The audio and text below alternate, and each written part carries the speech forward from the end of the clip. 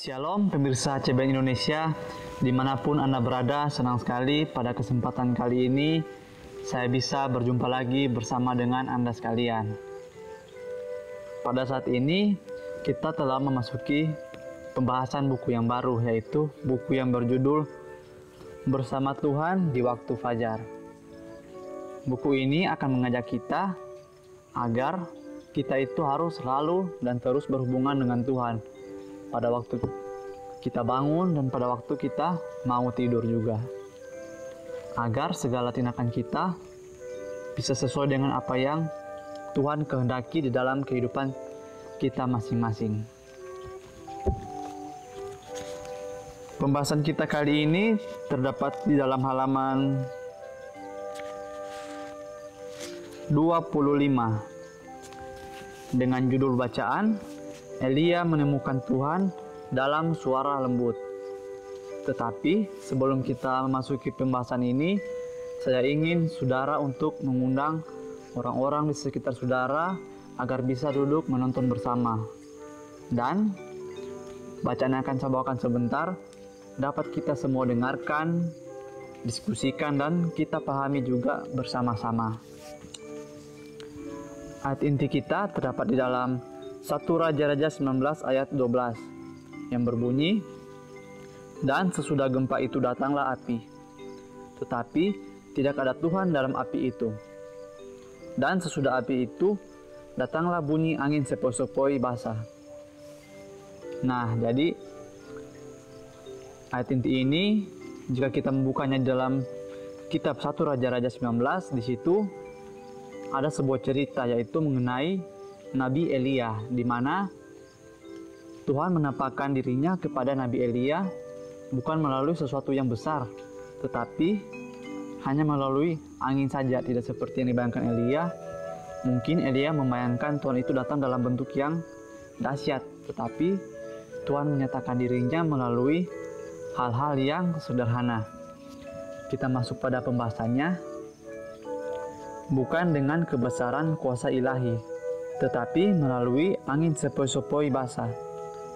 Cara yang dipilih Tuhan untuk menyatakan dirinya sendiri kepada hambanya. Ia ingin mengajarkan Elia bahwa bukan pekerjaan yang selalu diadakan dengan besar-besaran itulah yang paling berhasil dalam menyelesaikan rencananya. Nah, jadi saudaraku sekalian, seperti ayat intinya tadi, di sini Tuhan mengingatkan kita kembali bahwa Tuhan itu memiliki berbagai cara untuk agar kita bisa lebih mengenalnya dan menyelesaikan pekerjaannya di dunia ini. Contohnya di sini Tuhan mengatakan kepada Nabi Elia bahwa bukan pekerjaan yang selalu diadakan dengan besar-besaran itulah yang paling berhasil dalam menyelesaikan rencananya. Jadi Tuhan mengajak kita semua agar apapun pekerjaan yang kita lakukan, maupun itu besar, kecil, tapi kita itu harus melakukannya dengan sungguh-sungguh dan dengan hati yang tulus. Contohnya di sini saya ingin memberikan sebuah ilustrasi di mana ketika seorang cleaning service, dia memiliki tugas untuk selalu membersihkan ruang rapat di sebuah perusahaan. Nah, setiap hari dia melakukan hal tersebut, dan ia menganggap ia hanya melakukan pekerjaan kecil, tetapi tidak demikian. Orang-orang yang mengikuti rapat di ruang tersebut, mereka merasa sangat senang dan bersyukur, karena ketika mereka ingin mengadakan rapat, ruangan itu selalu bersih, dan tentu saja jika ruangan bersih, maka hasil rapat yang didapatkan pun akan sangat memuaskan. Sehingga meskipun pekerjaan cleaning service itu kita lihat dengan mata manusia kita sendiri merupakan pekerjaan yang biasa-biasa saja, tetapi di mata Tuhan semua pekerjaan itu sama. Dan hanya kitalah manusia yang membedakan jenis-jenis pekerjaan, dan hanya kitalah manusia yang selalu membedakan jenis-jenis pekerjaan. Sementara Elia menunggu akan wujud Tuhan, angin puyuh bertiup, kilat sambung menyambung, dan api yang menyala-nyala melintas. Tetapi Tuhan tidak ada di dalam perkara-perkara ini. Kemudian tibalah angin sepoi-sepoi basah, dan nabi itu menyelubungi kepalanya di dalam Tuhan. Sifat pemarahnya dipadamkan, rohnya dilembutkan dan dilunakkan. Kini ia mengetahui bahwa tetap berharap bergantung teguh atas Tuhan akan senantiasa mendatangkan pertolongan baginya pada saat dibutuhkan. Kutipan ini diambil dari Alfa dan Omega jilid 3 halaman 138. Selanjutnya di sini juga diceritakan lagi kembali mengenai Nabi Elia, di mana terdapat kejadian yang begitu dahsyat, yaitu angin puyuh yang bertiup kencang dan kilat yang sambung menyambung, kemudian disusul oleh api yang menyala-nyala. Tetapi melalui kejadian dahsyat tersebut, Tuhan belum menampakkan dirinya kepada Nabi Elia. Dan sebaliknya, ketika angin yang biasa-biasa saja datang, Tuhan malah menampakkan dirinya kepada Nabi Elia. Dan Tuhan memerintahkan Nabi Elia agar dia mencari Nabi Elisa untuk dijadikan pelayannya, yang mana kemudian hari Nabi Elisa akan menggantikan pekerjaan Nabi Elia. Dan di sini juga Tuhan berjanji, Tuhan akan senantiasa mendatangkan pertolongan baginya pada saat dibutuhkan. Itu sangatlah benar, saudaraku sekalian, di mana terkadang ketika kita meminta suatu permintaan kepada Tuhan, kita mau bahwa permintaan itu harus segera dikabulkan. Tetapi Tuhan tahu bahwa ada suatu waktu yang sangat tepat agar apa yang kita minta itu bisa terkabul. Dan tentu saja waktu yang Tuhan pilih itu adalah waktu yang sangat tepat bagi kita sekalian. Contohnya ketika ada seorang bapak yang pergi untuk mengambil pisang di kebun, jaraknya jauh dari rumahnya. Kemudian bapak itu mengambil pisang tersebut dari kebun dan ia jalan kaki untuk kembali ke rumahnya. Di dalam perjalanan ia berharap agar ada mobil yang bisa memberi tumpangan bagi dirinya, sehingga ia bisa sampai di rumah sebelum hari gelap tiba. Sementara dalam perjalanan ia terus berdoa dan meminta bantuan kepada Tuhan. Tapi yang terjadi, setelah beberapa perjalanan yang agak panjang, tidak ada satu mobil pun yang lewat. Nah, bapak itu terus berdoa dan meminta agar ada mobil lewat sehingga ia bisa menumpang. Kemudian tidak ada yang lewat dan ia pun sudah mulai menyerah dan ia pun berjalan terus. Nah, setelah beberapa langkah kemudian ia menemukan uang di jalan. Nah, dia pun mengambil uang tersebut dan ia pun melanjutkan perjalanannya. Dan tak lama kemudian mobil pun lewat, dan mobil tersebut memberikan tumpangan kepada bapak itu. Kemudian bapak itu naik di mobil tersebut dan ia pun diantarkan ke rumahnya. Nah, dari cerita ini kita bisa melihat ketika bapak tersebut meminta agar ada mobil yang datang sehingga ia bisa menumpang, tapi Tuhan tidak langsung mengabulkan permintaannya. Sehingga ketika dalam perjalanan yang agak panjang, bapak itu menemukan uang di jalan. Kita bisa bayangkan ketika bapak tersebut meminta mobil dan ada mobil yang lewat, mungkin saja ia langsung naik di mobil tersebut dan tidak menemukan uang di jalan itu.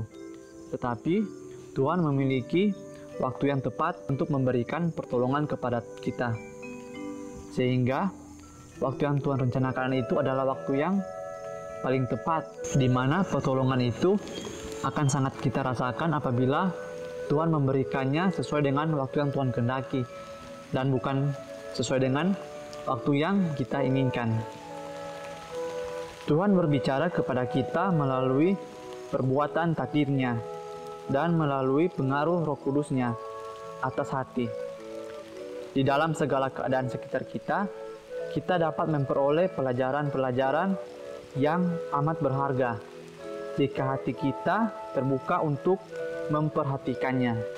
Selanjutnya juga di sini dikatakan bahwa Tuhan itu akan memberikan Roh Kudus kepada pribadi kita masing-masing. Dan apabila kita menjadi orang yang lebih peka, maka kita bisa memperoleh pelajaran-pelajaran yang sangat penting melalui hal-hal di sekitar kita. Contohnya ketika kita keluar dan kita melihat ada orang yang kesusahan dan orang tersebut minta-minta di pinggir jalan.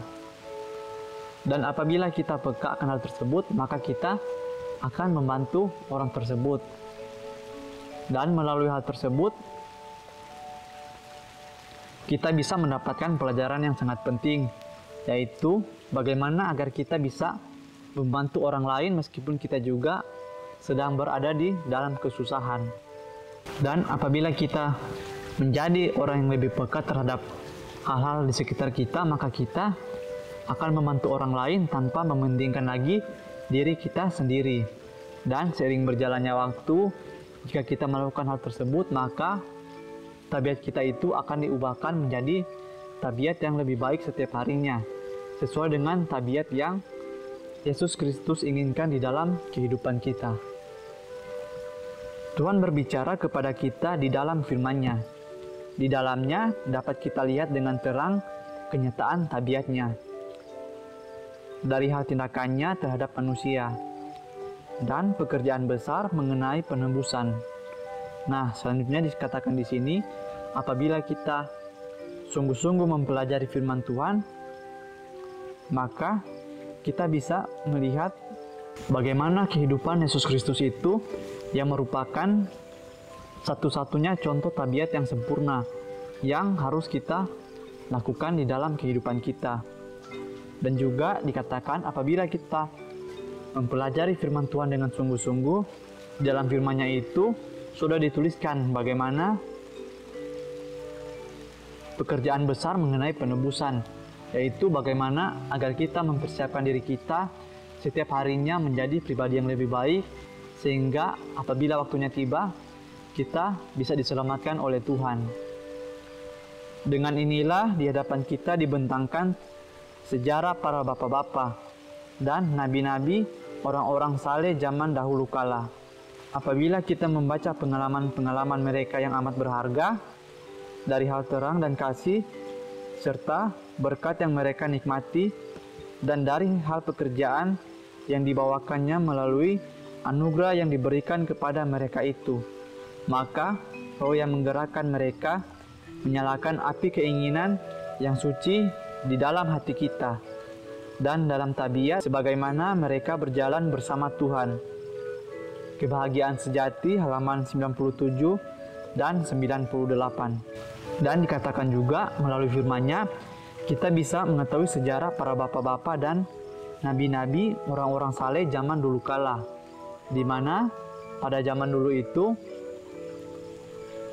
ada begitu banyak nabi-nabi yang sangat antusias untuk mengabarkan pekabaran Tuhan. Sehingga melalui hal tersebut, Tuhan ingin kita juga untuk mempelajari bagaimana cara nabi-nabi zaman dulu menyampaikan pekabaran firman Tuhan. Dan kita juga bisa mengambil beberapa pelajaran mengenai nabi-nabi zaman dulu, sehingga kita bisa menerapkan cara-cara mereka agar kita bisa mengabarkan pekabaran firman Tuhan di zaman sekarang ini. Roh yang menggerakkan mereka menyalakan api keinginan yang suci dalam hati kita dan dalam tabiat sebagaimana mereka berjalan bersama dengan Tuhan. Kita juga ketika kita membaca kisah-kisah nabi zaman dulu, maka secara otomatis Roh Kudus akan bekerja juga di dalam pikiran kita, dan kita akan memiliki semangat yang tinggi untuk mengikuti kisah nabi-nabi zaman dulu untuk mengabarkan firman Tuhan, dan kita juga bisa berjalan bersama dengan Tuhan. Jadi inti dari pelajaran ini yaitu apapun pekerjaan yang kita lakukan, kita tidak boleh menganggap bahwa pekerjaan itu hanyalah pekerjaan yang sederhana. Karena di mata Tuhan semua pekerjaan itu apabila kita lakukan dan kerjakan dengan sungguh-sungguh, maka tentu saja itu akan menjadi berkat bagi kita, berkat bagi orang lain, dan juga itu akan memuji dan memuliakan nama Tuhan. Karena dari hasil pekerjaan kita, orang-orang di sekitar kita bisa melihat kualitas pekerjaan kita dan mereka bisa mengetahui siapa Tuhan yang kita sembah, yaitu adalah Tuhan yang baik dan Tuhan yang benar. Mungkin ini saja bacaan yang bisa saya sampaikan pada kesempatan kali ini. Kiranya melalui pembacaan tadi, iman kita setiap harinya lebih bertumbuh di dalam Tuhan. Sampai bertemu lagi di pembahasan berikutnya. Terima kasih. Amin. Tuhan Yesus memberkati.